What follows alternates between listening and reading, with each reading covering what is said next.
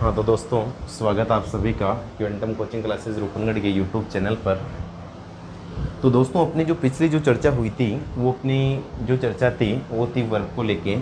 और जहाँ तक मैं आशा करता हूँ अच्छे से हमने समझा है कि जो वर्ब है, वर्ब के कितने प्रकार हो सकते हैं। हमने कि हेल्पिंग वर्ब जो हैं, हेल्पिंग वर्ब किसे कहेंगे, क्या कहेंगे, क्यों कहेंगे। मेन वर्ब जो हैं वो किसे कहेंगे, क्यों कहेंगे। मेन वर्ब कौन कौन सी होती है, हेल्पिंग वर्ब के कितने प्रकार होते हैं और क्यों होते हैं, हमने बहुत अच्छे से क्लियर समझा है। और जिन बच्चों ने इस टॉपिक को भी नहीं समझा है, वो स्टार्टिंग के जो 2 वीडियोज़ हैं उनको थोड़ा अच्छे से समझें, ताकि वर्ब को लेकर अब आपके कोई कन्फ्यूज नहीं रह सके। तो बिना आपका ज़्यादा टाइम वेस्ट किए हम अपनी क्लास को आगे बढ़ाते हैं। तो दोस्तों, अपनी जो चर्चा थी लास्ट में हमें समझना था कि जो लिंकिंग वर्ब जो हैं, लिंकिंग वर्ब क्या होती है, और या फिर पूछा जाए तो कोपुलेट वर्ब क्या होती है। दोस्तों ध्यान रखें कि लिंकिंग वर्ब या जो कोपुलेट वर्ब है, इनकी टोटल जो संख्या है वो टोटल 8 होती है, बोले तो संख्या 8 होती है। अब दोस्तों, कई बच्चों के दिमाग में ये कन्फ्यूज रहेगा कि हम जो हैं हम पढ़ते हैं केवल हेल्पिंग वर्ब, मेन वर्ब, ज़्यादा से ज़्यादा मॉडल ऑक्सिलरी वर्ब। लेकिन दोस्तों, ये जो टॉपिक है कंपटीशन एग्जाम की दृष्टि से देखें तो बहुत इंपॉर्टेंट है। हमें पता होना चाहिए कि हेल्पिंग वर्ब है तो क्या है, कब हेल्पिंग वर्ब बनेगी, कब लिंकिंग वर्ब बनेगी। तो पहले तो हम ये समझते हैं कि लिंकिंग वर्ब होती कौन कौन सी है। जो संख्या में 8 है, ये संख्या में 8 कौन कौन सी है।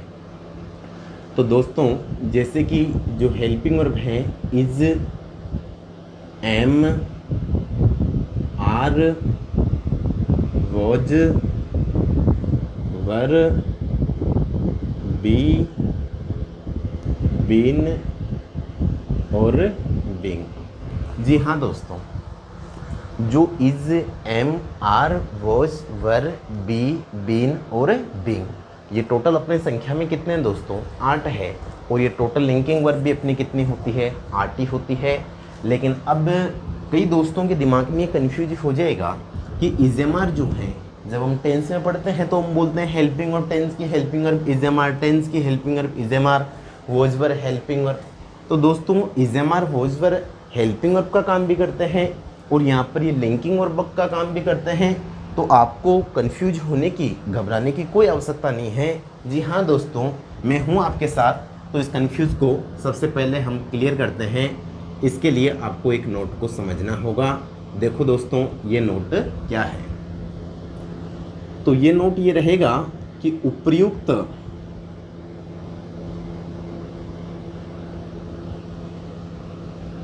सभी वर्ब्स के साथ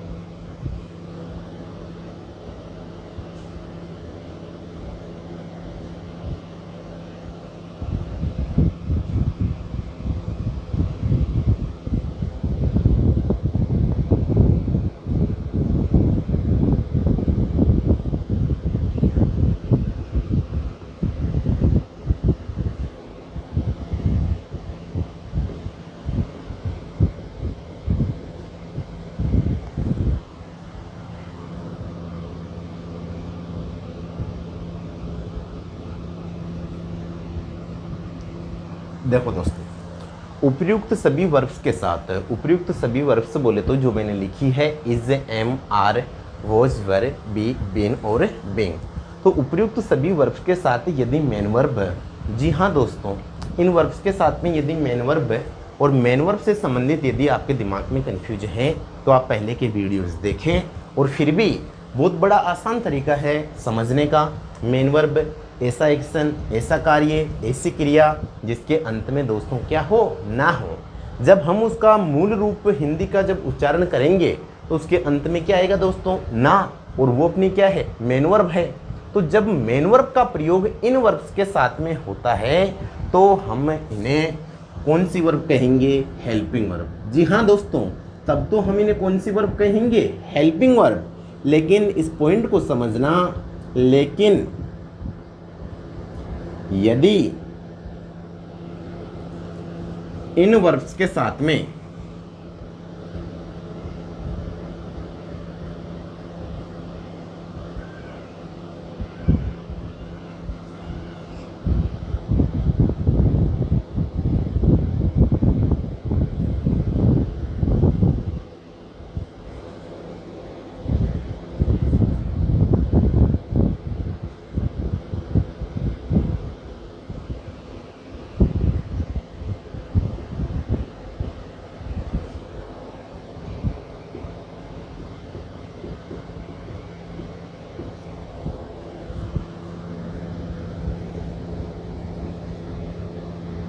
तो हम इन वर्ब्स को लिंकिंग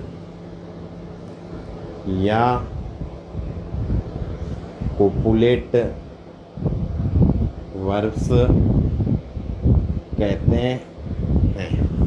तो दोस्तों मैंने क्या लिखा कि लेकिन यदि इन वर्ब्स के साथ में बोले तो यदि इज, एम, आर, वॉज या वर, बी, बीन और बिंग के साथ में यदि मेन वर्ब का प्रयोग नहीं होता है तो हम इन वर्ब्स को कौन सी वर्ब कहेंगे दोस्तों? Linking verb. जी हाँ दोस्तों, तब इनको कौन सी वर्ब कहा जाएगा? Linking verb. जैसे दोस्तों यदि क्वेश्चन आ जाता है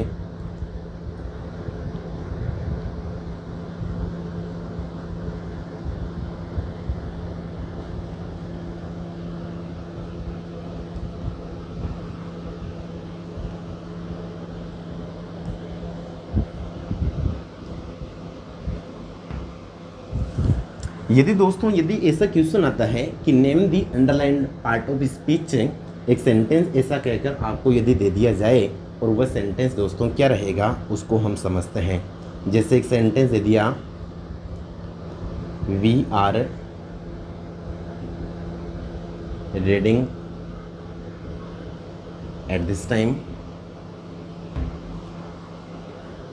एक सेंटेंस ऐसा दे दिया,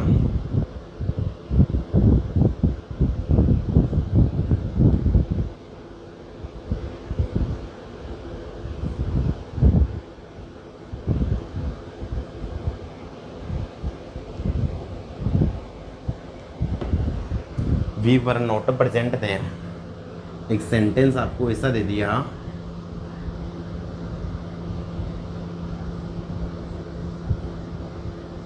ही इज ए डॉक्टर। आपको एक सेंटेंस ऐसा दे दिया, ही इज टीचिंग।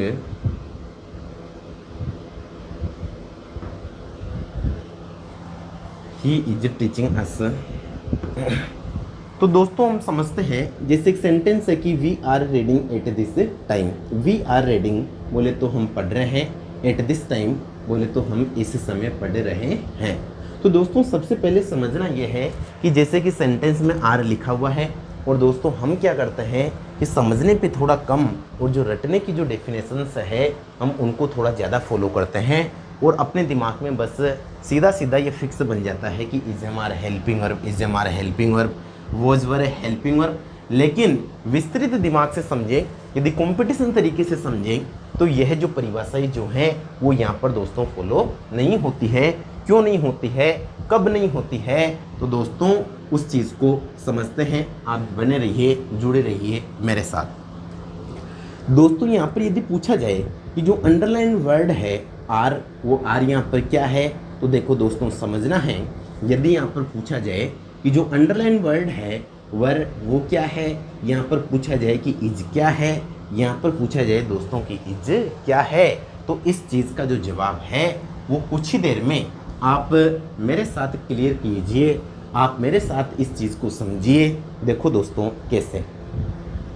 अब दोस्तों कि हमने लिखा कि जो इज, एम, आर जो हैं वह एज ए हेल्पिंग वर्ब का काम भी करता है और इज, एम, आर जो हैं वह एक मेन वर्ब का काम भी करता है। देखो दोस्तों कैसे। जैसे मैंने एक सेंटेंस और लिखा, जैसे मैंने लिखा कि दे आर गोइंग,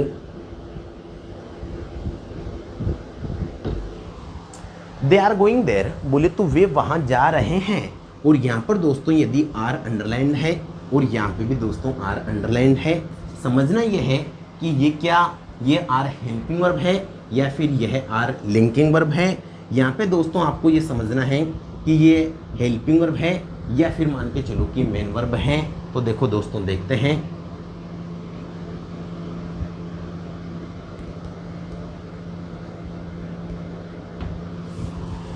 अब यहाँ पे देखो दोस्तों समझने की जो बात है वो इज, एम, आर उपयुक्त सभी वर्ब्स के साथ में यदि मेन वर्ब का प्रयोग होता है तो दोस्तों इधर इज, एम और आर, इधर रीडिंग, रीडिंग, रीड बोले तो पढ़ना।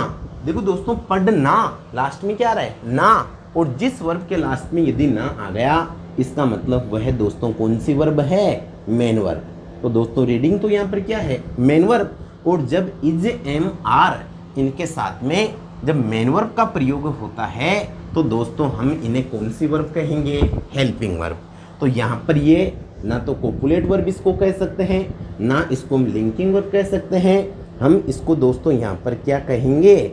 इसको हम यहाँ पर कहेंगे प्राइमरी हेल्पिंग वर्ब। कौन सी वर्ब कहेंगे दोस्तों? Primary helping verb. और प्राइमरी हेल्पिंग वर्ब क्या है मैंने अच्छे से आप लोगों को समझाया है। यदि कोई स्टूडेंट न्यू है तो पहले की वीडियोज देखें। तो दोस्तों जब इजेमार के साथ में जब मेन वर्ब का यूज हो रहा है तो इसको कौन सी वर्ब बोला जाएगा? इसको कहा जाएगा प्राइमरी हेल्पिंग वर्ब। ओके दोस्तों यहाँ पर we were not present there, एक सेंटेंस बोला गया कि वी वर नॉट, हम नहीं थे, प्रेजेंट बोले तो हम उपस्थित नहीं थे, देयर दोस्तों हम वहाँ उपस्थित नहीं थे। सेंटेंस ऐसा कुछ कहना चाह रहा है। हमें जो समझना है वो ये है कि वो या वर हम पढ़ते हैं कि एज ए हेल्पिंग वर्ब, और आज हमने कुछ नया पढ़ा जैसा कि आपने पहले दोस्तों ऐसा कभी नहीं सुना होगा या फिर इतना डिटेल के साथ में आपने कभी नहीं समझा होगा कि जो वर हैं वो वर एक लिंकिंग वर्ब भी है। तो चलो दोस्तों मैं इस कन्फ्यूज को क्लियर करवाता हूँ। तो दोस्तों इधर सेंटेंस में कहा जा रहा है कि we were not present there, बोले तो हम वहाँ पर उपस्थित नहीं थे। यहाँ पर दोस्तों देखो नॉट प्रेजेंट देयर, हमने बोला कि वोज या वर के साथ में दोस्तों क्या आनी चाहिए? Main verb. इस सेंटेंस में मेन वर्ब का प्रयोग हो रहा है क्या? नहीं। और जब इन वर्ब्स के साथ में मुख्य क्रिया का प्रयोग नहीं होता है तो यहाँ पर ये हेल्पिंग वर्ब नहीं होती है दोस्तों। यहाँ पर फिर इनको कौन सी वर्ब कहेंगे? हम लिंकिंग वर्ब। तो यहाँ पर ये लिंकिंग डिवाइस बोल सकते हैं, या फिर इसको हम लिंकिंग वर्ब बोल सकते हैं, या फिर इसको हम दूसरा नाम कोपुलेट वर्ब भी बोल सकते हैं। दोस्तों एक सेंटेंस है कि ही इज ए डॉक्टर। दोस्तों सेंटेंस क्या है कि ही इज ए डॉक्टर। अब दोस्तों यहाँ पर क्या है? देखो इज का यूज हो रहा है, इज बोले तो है, ही इज ए डॉक्टर बोले तो वह एक क्या है दोस्तों? डॉक्टर हैं। समझना क्या है कि इजेमार जो है वह हेल्पिंग वर्ब के रूप में फंक्शन करेगा या फिर कोपुलेट वर्ब या लिंकिंग वर्ब के रूप में फंक्शन करेगा। तो दोस्तों इसके बाद में हम देखें तो ए डॉक्टर, ठीक है, जो इस सब्जेक्ट का कॉम्प्लीमेंट है, ये इसकी वर्ब नहीं है। तो जैसा कि हमने समझा है कि जब इनके साथ में मेन वर्ब का प्रयोग नहीं होता है, जी हाँ दोस्तों, जब इन वर्ब्स के साथ में मेन वर्ब का प्रयोग नहीं होता है तो फिर हम इसको कौन सी वर्ब कहेंगे? Linking verb. तो यहाँ पे दोस्तों ये कौन सी वर्ब है? Linking verb. ये लो दोस्तों लिंकिंग वर्ब। दोस्तों यहाँ पर इज लिंकिंग वर्ब है। दोस्तों इस सेंटेंस को समझना, ही इज टीचिंग अस, बोले तो वह हमें पढ़ा रहा है। अब दोस्तों आपको समझना क्या है कि सेंटेंस में इज का यूज हो रहा है, तो ये इज क्या है दोस्तों? रटने पे फैक्टर नहीं करना है। इज यहाँ पर लिंकिंग वर्ब हो गया तो वहाँ पे भी लिंकिंग वर्ब होगा, किसी अदर सेंटेंस में भी लिंकिंग वर्ब होगा, ऐसा कोई पॉसिबल नहीं है, ऐसी कोई गारंटी नहीं है। तो दोस्तों अपना जो माइंड है, अपना जो दिमाग है, आपको समझना है ब्रॉड माइंडली कि है ना इसको हेल्पिंग वर्ब कब कहेंगे और हम इसको लिंकिंग वर्ब कब कहेंगे। तो दोस्तों इसके बाद में टीचिंग, टीच बोले तो पढ़ाना, दोस्तों मेन वर्ब ना, दोस्तों ना पे आपका माइंड जाना चाहिए, आपके दिमाग के तार वहां पर दौड़ने चाहिए। ही इज टीचिंग अस, वह हमें पढ़ा रहा है या फिर वह हमें पढ़ा रहे हैं। अब पढ़ाना दोस्तों लास्ट में क्या रहे? ना, और जो मूल रूप के उच्चारण के अंत में ना आ गया तो वह क्रिया कौन सी क्रिया होगी दोस्तों? मुख्य क्रिया। और जब इन इजेमार वोजवर के साथ यदि मुख्य क्रिया का प्रयोग होता है तो ऐसी कंडीशन में फिर इसको हम कहेंगे प्राइमरी हेल्पिंग वर्ब। जी हाँ दोस्तों, इस कंडीशन में इसको हम कहेंगे प्राइमरी हेल्पिंग वर्ब, क्योंकि इसके साथ में टीचिंग है और टीचिंग अपना क्या है? मेन वर्ब है। दोस्तों एक सेंटेंस है कि वी आर स्टूडेंट्स, बोले तो हम विद्यार्थी हैं। अब दोस्तों देखो वी आर स्टूडेंट्स, एक सेंटेंस है कि दे आर गोइंग देयर। दोस्तों रटने वाले तोते आपके सामने फेल हो जाएंगे, आप खुद रटने वाले तोतों को फेल कर देंगे कि जो आर हैं वह केवल हेल्पिंग वर्ब में ही सिमट कर समाप्त नहीं होता। तो दोस्तों कहा जा रहा है कि वी आर स्टूडेंट्स, बोले तो हम क्या है, विद्यार्थी है। तो दोस्तों इज एम आर इनके साथ में मेन वर्ब का यूज होना चाहिए। यदि हम इसको हेल्पिंग वर्ब कहे तो दोस्तों इनके साथ में मेन वर्ब का यूज हो रहा है क्या, नहीं। तो ऐसी कंडीशन में फिर इसको कौन सी वर्ब कहेंगे दोस्तों, हम लिंकिंग वर्ब। तो इसको आपने क्या कह दिया, लिंकिंग वर्ब। इधर सेंटेंस कि दे आर गोइंग देयर, बोले वे वहाँ जा रहे हैं। अब दोस्तों गो बोले तो जाना, आना जाना, खाना पीना, मुख्य क्रिया और वही मूल रूप का उच्चारण और वही उसके अंत में दोस्तों क्या आ रहा है, ना। और जिस क्रिया के अंत में क्या आ गया, ना, कौन सी वर्ब रहेगी, मेन वर्ब। और जब इन वर्ब्स के साथ में मेन वर्ब का प्रयोग हो जाता है तो दोस्तों इनको हम क्या कहेंगे, हेल्पिंग वर्ब। और यहाँ पर इसको बोला जाएगा प्राइमरी हेल्पिंग वर्ब। क्या बोला जाएगा दोस्तों, प्राइमरी हेल्पिंग वर्ब। तो उम्मीद करता हूँ दोस्तों कि लिंकिंग वर्ब से रिलेटेड, कोपुलेट वर्ब से रिलेटेड आपके दिमाग में कोई भी कन्फ्यूज नहीं रहेगा। और फिर भी यदि इसको समझने से रिलेटेड आपके दिमाग में कोई भ्रम होता है तो आप हमें कमेंट करके ज़रूर बताइएगा, हम आपके साथ खड़े हैं। एक बार दोस्तों इसका स्क्रीनशॉट ले लीजिएगा।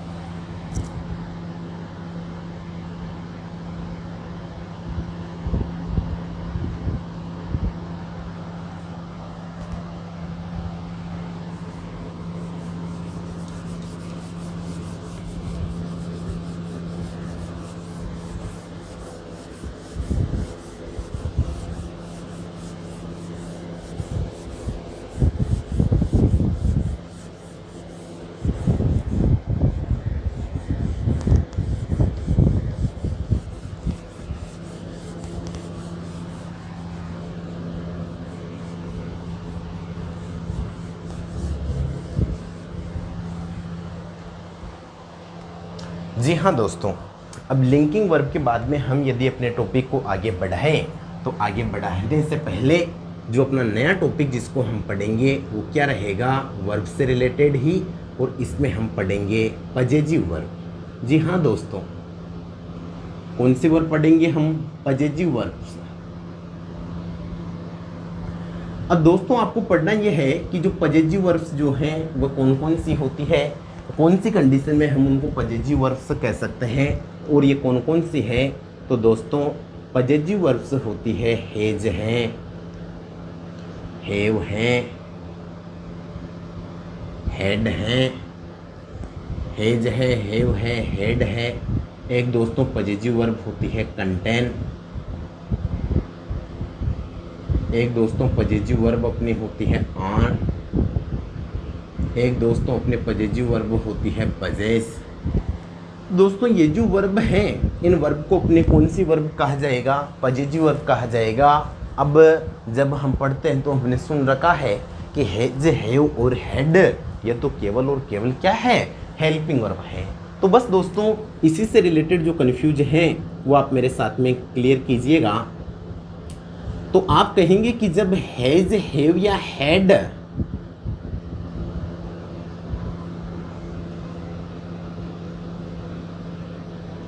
प्लस इनके साथ में दोस्तों क्या आ जाती है, मेन वर्ब, तो इस कंडीशन को जो है आप अपने क्या कहेंगे, यहाँ पर ऐसी स्थिति में इसको हम कहेंगे हेल्पिंग वर्ब। जी हाँ दोस्तों, इसको हम ऐसी स्थिति में क्या कहेंगे, हेल्पिंग वर्ब। और जब हैज, हैव या हैड के बाद में मैं लिख ही देता हूँ कि जब हैज, हैव या हैड के बाद में जब दोस्तों मेन वर्ब का जो यूज है, समझना दोस्तों, कि जब इनके बाद में मेन वर्ब का प्रयोग नहीं होता है तो हम मान के चलो कि इनको कौन सी वर्ब कहेंगे दोस्तों, तब हम इनको पजेजिव वर्ब कहेंगे। जैसा मान के चलो कि एक सेंटेंस लिखा,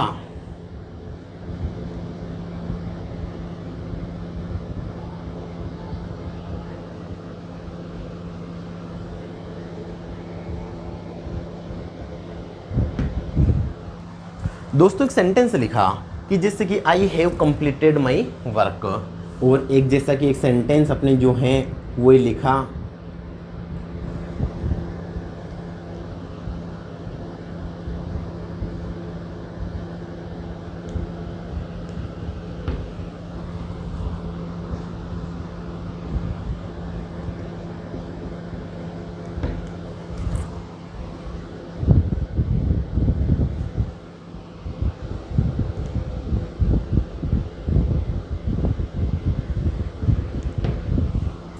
दोस्तों एक सेंटेंस है कि I have completed my work, और they had a car, we have a car, she has a pen. यदि ऐसा कोई सेंटेंस है, इसको समझना है दोस्तों। हैज हैव के बाद में कंप्लीटेड, कंप्लीट बोले तो क्या होता है दोस्तों? पूरा करना, पूरा करना। तो दोस्तों आ जाओ अपने तरीके पे, एक ऐसी क्रिया जिसके मूल रूप के उच्चारण के अंत में क्या जाए? ना। और जब मूल रूप के उच्चारण के अंत में ना आ जाए तो दोस्तों आपको बताने की आवश्यकता नहीं होनी चाहिए, आपकी जवाब आनी चाहिए कमेंट में कि वो क्या होगी? मेन वर्ब होगी। और जब इनके साथ मेन वर्ब का प्रयोग होगा तो हम इनको क्या कहेंगे? Helping verb. तो यहां पर इसको आप कहेंगे प्राइमरी हेल्पिंग वर्ब। और इसके बाद में देखो दोस्तों, जैसे कि एक सेंटेंस है कि we had a car, we had a car, हमारे पास एक कार थी। तो अब दोस्तों आपको देखना है कि हेड के बाद में मेन वर्ब आ रही है क्या? नहीं ना। और जब हैज हैव या हेड के बाद मेन वर्ब नहीं होती है तो दोस्तों इसको कौन सी वर्ब कहा जाएगा? Possessive verb. तो यहाँ पर दोस्तों ये कौन सी वर्ब है? Possessive verb. दोस्तों सेंटेंस है कि वी हैव ए कार, हमारे पास एक कार है। तो आपको देखना है वही हैज हैव या हैड, इनके बाद दोस्तों मेन वर्ब दे रखी है क्या? नहीं। यहाँ पर दोस्तों क्या है? ए कार। और मेन वर्ब को आप अच्छे से समझ गए होंगे, आप अच्छे से पहचान सकते हैं कि एक सेंटेंस में मेन वर्ब कौन होगी, क्या होगी, कैसे होगी। तो दोस्तों इनके बाद में जब मेन वर्ब का प्रयोग नहीं हो रहा है तो यहाँ पर हैव, सॉरी दोस्तों जो हैज है या फिर जो हैव है, ऐसी कंडीशन में फिर यहाँ पर कौन सी वर्ब बनेगी? Possessive verb. तो यहाँ पे ये कौन सी वर्ब है दोस्तों? Possessive verb. दोस्तों सेंटेंस है कि है ना, she has a pen, she has a pen, उसके पास एक पेन है। सी के साथ दोस्तों यूज किसका हो रहा है? हैज का। लेकिन हैज के साथ में मेन वर्ब है क्या? नहीं ना। तो इसका मतलब जो हैज है दोस्तों ये यहाँ पर कौन सी वर्ब है? वो यहाँ पर पजेसिव वर्ब है। तो दोस्तों आप इस टॉपिक को समझिएगा और अपना जो नेक्स्ट जो टॉपिक है वो ये रहेगा, हम कुछ एग्जांपल्स है ना, कुछ एग्जांपल्स के माध्यम से हम और विस्तृत चर्चा करेंगे। आप खुद इनको 3 क्लासेज को आप पढ़ के आप खुद रेडी रहिएगा मेरे प्रश्नों का जवाब देने के लिए। और एक छोटा सा टॉपिक जो अपना इसमें बाकी रह रहा है वो अपना दोस्तों कौन सा टॉपिक है? वो ये रहेगा कि सबऑर्डिनेटिव हेल्पिंग वर्ब्स कौन सी होती है। जी हाँ दोस्तों, आप खुद, मैं आपको एक हर जो पर्सन है उसको अपने एक चैलेंज के रूप में आप स्वीकार कीजिएगा। जी हाँ दोस्तों, आप भी अपना एक नया पर्सन लीजिएगा, आप भी पढ़ते हैं, आपने भी पढ़ा है कि सबऑर्डिनेटिव हेल्पिंग वर्ब किसे कहते हैं, और जो भी जवाब है वो आप कमेंट बॉक्स में ज़रूर बताइएगा। तब तक मैं इजाज़त लेता हूँ लोकल दर्शन।